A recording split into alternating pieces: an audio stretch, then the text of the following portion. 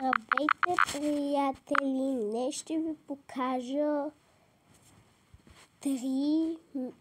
две места как да се измъкнете от Brookhaven в полицията, ако полицията ви заключи в някаква килия, и едно място, ако играеш с приятели, криени са в полицията в Brookhaven. И нека да започваме.